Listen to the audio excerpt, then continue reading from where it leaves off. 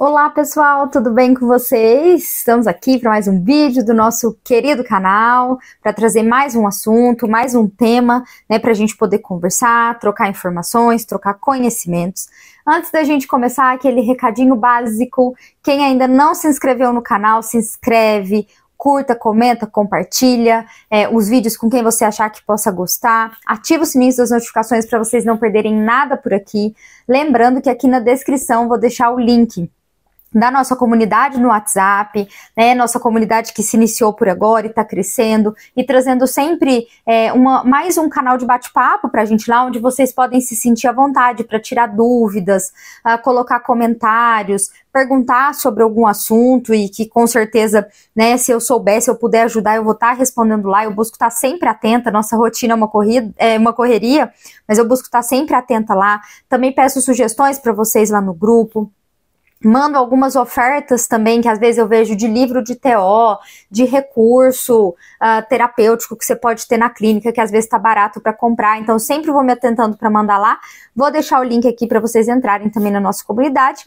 E o nosso querido Instagram, papo.d.to. Tá bom, pessoal? Então, vamos lá, gente. Hoje eu vim falar de um tema que eu acredito que interessa muitas pessoas e que atualmente é um tema que está muito em alta, assim, né, na assistência à saúde no geral, que é sobre o TEA, né, o autismo e a atuação da terapia ocupacional no TEA. Por que eu falo que é um assunto que está em alta, assim? Porque eu já falei isso em outros vídeos, sobre esse ser um nicho de trabalho que está em crescente, né? Hoje em dia a gente vê muita oferta de vagas para terapeutas ocupacionais para atuar em casos de crianças com transtorno do espectro autista, né? E isso, por um lado, é muito bom, né, que isso esteja sendo ofertado, porque essas crianças estão sendo diagnosticadas, está tendo um olhar, né, muito, muito importante e valioso para essas crianças, e que se tem esse propósito de receber a intervenção de uma equipe interdisciplinar, multidisciplinar, o quanto antes, né? Então, o primeiro ponto que eu queria deixar claro aqui, são vários pontos que eu quero que fiquem na cabeça de vocês quando a gente fala da atuação da TO. O primeiro deles a TO, ela é parte de uma equipe que vai atender essa criança com autismo. Eu acho que eu nunca vi, eu estava até refletindo sobre isso, nunca ouvi falar, nunca presenciei na minha prática, de um caso de uma criança ou até mesmo um adolescente com autismo que recebia atendimento só da terapia ocupacional. Geralmente a gente compõe equipes. E por que isso é importante? Porque essa composição de equipes, gente, ela tem que ser um caráter interdisciplinar, né? Eu acho que muitas ainda têm um caráter muito multidisciplinar. Mas qual que é a diferença? O multidisciplinar, ele acaba sendo várias pessoas em suas especialidades que atendem essa determinada criança, mas que não tem um contato direto. E as equipes interdisciplinares e as transdisciplinares, que eu acho que é um desafio muito grande da gente chegar lá, mas que é muito importante, nós, enquanto equipe, a gente tem que estabelecer um contato muito direto e recorrente para que a gente possa pensar nessa criança, pensar nas metas, pensar nessa família, pensar o que é prioridade, como que uma especialidade vai orientar a outra. Como assim, que orientar a outra? Por exemplo, muitas vezes, com muitas crianças, eu recebo orientações da equipe de psicologia, da equipe que atua com abordagem da análise do comportamento, para como conduzir determinadas situações com as crianças. Assim como eu recebo orientação da fonoaudióloga, estou trabalhando isso com ele está se desenvolvendo na comunicação verbal, então em determinadas situações eu preciso que você dê esse tipo de comando para ele, evite esse tipo de pergunta, invista nesse tipo de atividade, porque isso ele está desenvolvendo. Então a gente se une enquanto equipe e equipe com a família e com a escola, para que a gente tenha um desenvolvimento pleno dessa criança. Então esse é o primeiro ponto, a atuação do terapeuta ocupacional como parte de uma equipe interdisciplinar que vai atender essa criança e essa família, tá bom, pessoal? Um outro ponto que eu queria deixar muito claro aqui, que eu vejo que é uma fonte de muita confusão ainda. A abordagem de integração sensorial, de ERS, ela é uma abordagem muito utilizada no tratamento de crianças com transtorno do espectro autista, tá bom? Mas o que a gente precisa lembrar? Ela é uma abordagem. O que é isso, Jaque? Uma abordagem, ela é uma ferramenta de trabalho. Ela é uma lente através da qual eu vou avaliar e vou intervir com essa criança. E o que eu quero dizer com isso? Apenas uma abordagem. Ela não vai resumir a atuação do terapeuta ocupacional com crianças com autismo. Nem todas as crianças precisam ou se beneficiam da utilização da abordagem de integração sensorial. E ela, por si só, muitas vezes, não vai resolver os problemas ocupacionais que essa criança tem. E por que eu chamo atenção por esse ponto? Porque nessa crescente que se tem em relação ao autismo e ao atendimento das crianças com autismo, parece que ficou resumido a terapia ocupacional só como integração sensorial. Tanto que as pessoas não conseguem imaginar o TO que não use abordagem de integração sensorial. Eu já escutei de pessoas falando assim, nossa, Jaque, mas TO, ele faz outra coisa além da integração sensorial? Ou acreditar e trazer esses pensamentos completamente equivocados em relação à terapia ocupacional só trabalha a parte sensorial. Não é isso, gente. Como eu falei, integração sensorial ela é uma abordagem baseada em evidências, né, que muitas das crianças com autismo vão se beneficiar. Mas o nosso trabalho, a nossa atuação enquanto terapeutas ocupacionais não pode se resumir ao uso da abordagem. A gente pode e deve utilizar outras abordagens, outro raciocínio clínico para avaliar de maneira individualizada cada caso e pensar qual é o melhor caminho para cada um.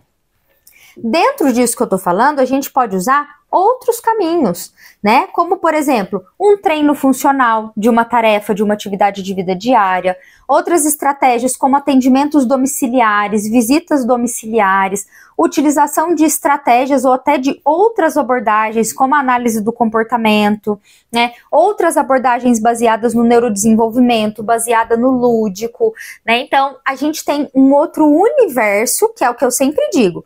Antes de eu atuar com a integração sensorial, que é uma abordagem que dá resultado sim, que tem evidência científica sim, eu sou terapeuta ocupacional. E eu não posso tornar a minha atuação dependente desta abordagem. Isso é muito importante, tá bom, pessoal?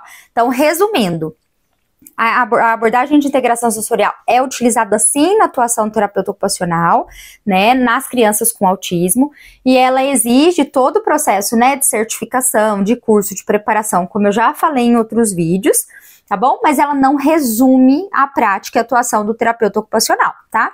Vou dar outros exemplos para vocês aqui.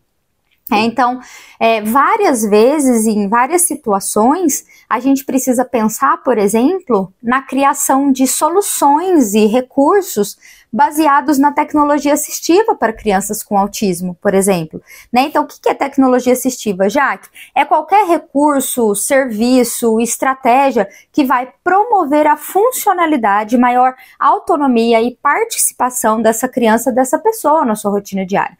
Então, desde uma estratégia de comunicação suplementar e alternativa, muitas vezes com parceria com a Fono, adaptações em mobiliários, adaptações em talheres, adaptações em utensílios de atividades de autocuidado, pente, escova de dente. A gente faz as adaptações também. A gente pensa, como eu falei, num treino funcional. Então, a gente faz treino de atividades funcionais quando a gente julgar necessário a partir do nosso raciocínio clínico. A gente faz treino de escovação de dentes, treino de troca de roupa, treino de vestir, treino de amarrar os sapatos, treino de escrita, tudo que são componentes que vão fazer parte dessa participação ocupacional dessa criança, tá bom? Esse é um outro ponto que eu queria deixar claro. Um outro campo de atuação do terapeuta ocupacional de crianças com autismo é um contato muito direto e próximo com a escola, né? Então, é uma estratégia que a gente utiliza muito, desde o momento da avaliação, muitas vezes, quando essa criança chega. Sempre que possível, é muito interessante entrar em contato com essa escola, fazer uma visita com essa escola, marcar uma reunião com essa escola para entender como que é o desempenho dessa criança no ambiente escolar, levando em consideração que ali é onde ela exerce outro papel ocupacional dela como estudante. E também para a gente entender quais são as demandas dessa escola, como que a escola enxerga essa criança, essa família, pensando que a gente, enquanto terapeutas ocupacionais, e pensando nessa participação ocupacional, também vai atuar nesse contexto. Então, uma outra estratégia é esse contato muito próximo com a escola para passar orientações, para observar, para acompanhar e também ter uma parceria muito próxima. Tá bom, pessoal? Essa é uma outra forma da gente utilizar, né, e fazer da nossa atuação.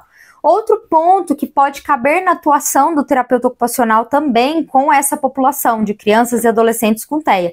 Um processo mais formativo e de capacitação, tanto de equipe, né, e aí entra talvez nessa questão da escola, muitas vezes não só o terapeuta ocupacional, mas outros profissionais que atendem essa criança, vão fazer pequenas formações, workshops, capacitações da equipe pedagógica que atende essa criança, né, lá na escola, para que a equipe consiga aprender a desenvolver estratégias para manejo, para ajudar no desenvolvimento da independência e da autonomia dessa criança, né? Então a gente faz esse processo também, certo? E a gente usa também muitas estratégias, assim como para outras populações, baseadas no brincar, né? Então, brincar pensado como uma ocupação, né? Isso é um diferencial muito grande da terapia ocupacional para crianças no geral. A gente tem um olhar do brincar não só como meio, né? Mas a gente olha o brincar também como fim. O que eu quero dizer com isso? Muitas vezes fica muito claro pra gente que a gente,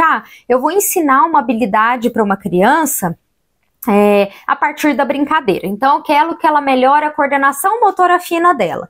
Eu vou brincar com ela e eu vou usar a brincadeira como meio para que ela desenvolva uma habilidade. É diferente de quando eu penso a brincadeira, o brincar como fim. Então, o brincar, ele é o fim porque ele se trata de uma área de ocupação fundamental para a criança.